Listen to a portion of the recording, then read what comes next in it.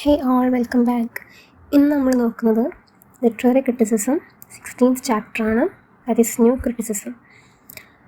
So introduction പോലെ പറയാനാണെങ്കിൽ new criticism develop ചെയ്തത് ബിറ്റ്വീൻ 1930s ആൻഡ് 1950s ആ ഒരു ടൈമിലാണ്. സോ ഇത് ഇംഗ്ലീഷ് ലിറ്റററി സ്റ്റഡീസിൽ വളരെ ഇമ്പോർട്ടൻ്റ് ആയിട്ട് ഉള്ളൊരു കാര്യമാണ്.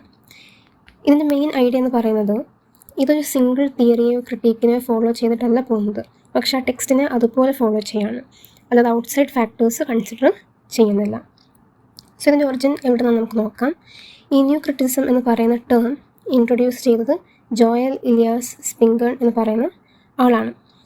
സോ അദ്ദേഹം പറഞ്ഞത് ലിറ്ററേച്ചറെ നമ്മൾ ജഡ്ജ് ചെയ്യേണ്ടത് അതിൻ്റെ ഓൺ ക്വാളിറ്റീസ് വെച്ചിട്ടാണ്, അല്ലാതെ ഹിസ്റ്ററി വെച്ചിട്ടോ ഓതറിൻ്റെ ലൈഫ് വെച്ചിട്ടോ ഒന്നും അല്ല. സോ ഈ ഒരു ഐഡിയയാണ് ലിറ്ററേച്ചറിനെ പഠിക്കാനുള്ള പുതിയ വേസിലേക്ക് നയിക്കുന്നത്. സോ ഈ ടൈമിലുണ്ടായ കീ തിങ്കേഴ്സ് അല്ലെങ്കിൽ ക്രിട്ടിക്സ് അതൊക്കെ നമുക്ക് നോക്കാം. കുറച്ച് പേരുണ്ട്. അതിലുൾപ്പെടുന്നവരാണ് I.A. Richards, Cleanth Brooks, Robert Penn Warren, T.S. Eliot, William Empson എന്ന് പറയുന്ന ആൾക്കാരൊക്കെ. സോ ഇവർ ടെക്സ്റ്റിനെ അനലൈസ് ചെയ്യാൻ വേണ്ടിയിട്ടുള്ള പ്രാക്ടിക്കൽ വേസൊക്കെ ഡെവലപ്പ് ചെയ്തു.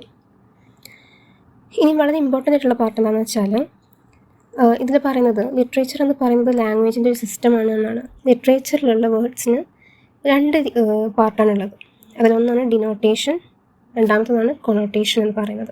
സോ ഡിനോട്ടേഷൻ എന്ന് പറയുന്നത് ലിറ്ററൽ മീനിങ് ആണ്. അതൊരു വേർഡ്, അതായത് ഒരു വേർഡ് എന്താണ് മീൻ ചെയ്യുന്നത് അത് ലിറ്ററൽ മീനിങ്, ആ വേർഡിൻ്റെ സെയിം മീനിങ് തന്നെയാണ് ഡിനോട്ടേഷൻ എന്ന് പറയുന്നത്.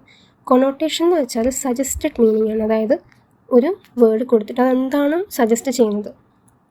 ചിലപ്പോൾ റെയിൻ എന്ന് പറയുന്നത് സങ്കടമായിരിക്കാം, അങ്ങനെ നമ്മൾ ലിറ്റററി വേയിൽ യൂസ് ചെയ്യുന്നത്. സോ റീഡേഴ്സ് മനസ്സിലാക്കേണ്ടത് എന്താണെന്ന് വെച്ചാൽ ലിറ്റററി ലാംഗ്വേജ് ഓർഡിനറി ലാംഗ്വേജുമായിട്ട് ഈക്വൽ അല്ല എന്നുള്ളതാണ്. ഇതെല്ലാം ഡിഫറെൻറ്റ് റൂൾസ് ഫോളോ ചെയ്യുന്നുണ്ട്. സോ പിന്നീട് ഇതിൽ പറയുന്നത് പോയം എന്ന് പറയുന്നത് ഒരു ലിവിങ് ഓർഗാനിസം പോലെയാണ്. അതിൽ എല്ലാ പാർട്സും കണക്റ്റഡ് ആണ്. അതാണ് ഇതിൽ പറയുന്നത് A poem is an organic system of relationships. അതായത് പാർട്സ് റിലേറ്റ് ചെയ്യുന്നത് എങ്ങനെയാണ് അവിടെ നിന്നാണ് മീനിങ് വരുന്നത്, അല്ലാതെ സെപ്പറേറ്റ് ആയിട്ടല്ല. ഇനി ക്രിട്ടിക്സിൻ്റെ കീ കോൺസെപ്റ്റ്സ് ആണ്. സോ ഡിഫറെൻറ്റ് ക്രിട്ടിക്സ് ഫോക്കസ് ചെയ്യുന്നത് ഡിഫറെൻറ്റ് കാര്യങ്ങളാണ്. ഇതിൽ വില്യം എംസൺ എംബിഗ്വിറ്റിയാണ് ഫോക്കസ് ചെയ്തിരുന്നത്. അലൻ ടേറ്റ് ഫോക്കസ് ചെയ്തത് ടെൻഷനാണ്. ക്ലെൻ ബ്രൂക്സ് ഫോക്കസ് ചെയ്തത് പാരഡോക്സ് ആണ്. സോ അത് ഓർത്ത് വെക്കുക.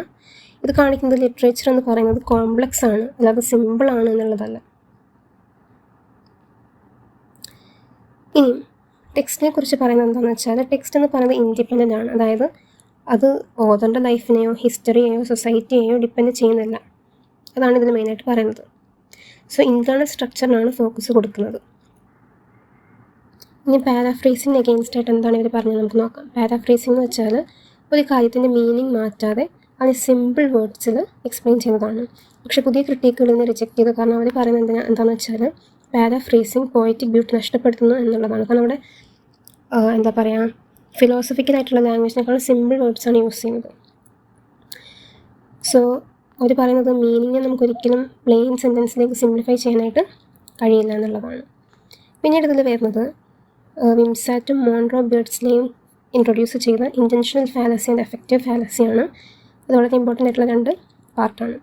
ഇൻറ്റൻഷണൽ ഫാലസി എന്ന് വെച്ചാൽ ഒരു ടെക്സ്റ്റിനെ ഓതറിൻ്റെ ഇൻറ്റൻഷൻ എന്താണ് അത് ബേസ് ചെയ്തിട്ട് ജഡ്ജ് ചെയ്യാതിരിക്കുക. അതായത് ഒരു ഓതർ ഒരു കാര്യം എഴുതിയപ്പം അയാൾക്കൊരു ഇൻറ്റൻഷൻ ഉണ്ടായിരിക്കും, പക്ഷെ അത് വെച്ചിട്ടല്ല നമ്മൾ ടെക്സ്റ്റ് ജഡ്ജ് ചെയ്യേണ്ടത്. ആ ടെക്സ്റ്റ് എന്താണോ കാണിക്കുന്നത് അതിനാണ് ഫോക്കസ് ചെയ്യേണ്ടത്. എഫക്റ്റീവ് ഫാലസി എന്ന് വെച്ചാൽ റീഡേഴ്സിൻ്റെ ഇമോഷൻസിനെ ബേസ് ചെയ്ത് ജഡ്ജ് ചെയ്യാതിരിക്കുക. അതാണ് എഫക്റ്റീവ് ഫാലസി. അതായത് ഒരു പോയം നമ്മളെ സാഡ് ആക്കി അല്ലെങ്കിൽ നമ്മളെ ഹാപ്പി ആക്കി എന്നുള്ളതിനെക്കാട്ടിലും അതിൻ്റെ സ്ട്രക്ചറിനെ അനലൈസ് ചെയ്യാം. So it should be objective. അതായത് ക്രിറ്റിസിസം എന്ന് പറയുന്നത് ഒബ്ജക്റ്റീവ് ആയിരിക്കും. ഇനി ഹിസ്റ്ററിക്കൽ അപ്രോച്ചിന് അഗെയിൻസ്റ്റ് ആയിട്ട് എന്താണ് പറഞ്ഞത്. പുതിയ ക്രിട്ടിക്സ് ഹിസ്റ്ററിയും ബയോഗ്രഫിയൊക്കെ റിജക്റ്റ് ചെയ്തു. കാരണം അവർ പറയുന്നത് ഇതെല്ലാം ടെക്സ്റ്റിൻ്റെ റിയൽ സ്ട്രക്ചറിനെ ഇഗ്നോർ ചെയ്യാണ്. സോ നമ്മൾ ഫോക്കസ് ചെയ്യേണ്ടത് ക്ലോസ് റീഡിങ് മാത്രമാണ്. സോ മെയിനായിട്ട് ഇത്രയും കാര്യങ്ങളാണ് ഈ ഒരു ചാപ്റ്ററിൽ പറഞ്ഞു പോകുന്നത്. വളരെ സിമ്പിൾ ചാപ്റ്ററാണ്. ഇതിൽ ലിറ്ററേച്ചർ എന്ന് വെച്ചാൽ ലാംഗ്വേജ് സിസ്റ്റമാണെന്ന് പറഞ്ഞു. ടെക്സ്റ്റ് ഓട്ടോണമസ് ആണ്. മീനിങ് എന്ന് പറയുന്നത് ഇൻസൈഡ് ദ ടെക്സ്റ്റാണ്, ഔട്ട്സൈഡ് ഫാക്ടേഴ്സ് അല്ല. പിന്നെ ഏതൊക്കെ റൈറ്റേഴ്സാണ് ഓരോ കാര്യങ്ങൾ ഫോക്കസ് ചെയ്ത്, അതായത് എംപിറ്റിറ്റി, പാരഡോക്സ്, ടെൻഷൻ, ഇതൊക്കെ ആരൊക്കെയാണ് ഫോക്കസ് ചെയ്തത്. സോ അങ്ങനെയുള്ള കുറച്ച് കാര്യങ്ങൾ ഓർത്ത് വെക്കുക. പിന്നെ മെയിനായിട്ട് ഓർത്ത് വെക്കേണ്ടത് intentional fallacy and effective fallacy. So ഇത്തരം കാര്യങ്ങളാണ് ഈ ഒരു വീഡിയോയിൽ ഞാൻ മെയിനായിട്ട് പറയുന്നത്. വളരെ ഇമ്പോർട്ടൻ്റ് ആയിട്ടുള്ള പാർട്ട് മാത്രമാണ് പറഞ്ഞു പോകുന്നത്. സോ ഇവിടെ നമുക്കറിയാം പുതിയ ക്രിറ്റിസിസം നമ്മളെ ടീച്ച് ചെയ്യുന്നത് എന്താണെന്ന് വെച്ചാൽ ലിറ്ററേച്ചറിനെ വളരെ കെയർഫുള്ളായിട്ട് റീഡ് ചെയ്യുന്നുള്ളതാണ്. അതായത് ടെക്സ്റ്റിനെ അതുപോലെ ഫോക്കസ് ചെയ്യാം. സോ ഇത് ഔട്ട്സൈഡ് ഇൻഫ്ലുവൻസിനെ അവോയ്ഡ് ചെയ്യാണ്. അതുപോലെ നമുക്ക് ഡീപ്പർ മീനിങ് എന്തൊക്കെയാണ് അതിൽ ഹിഡൻ ആയിട്ട് കിടക്കുന്നത് അതെല്ലാം ആ ഒരു ഡീപ്പർ മീനിങ് എല്ലാം മനസ്സിലാക്കാനായിട്ട് നമ്മളെ സഹായിക്കുകയാണ്. സോ എന്തെങ്കിലും ഡൗട്ട് ഉണ്ടെങ്കിൽ കമൻറ്റ് ബോക്സിൽ ചോദിക്കാം. Thank you.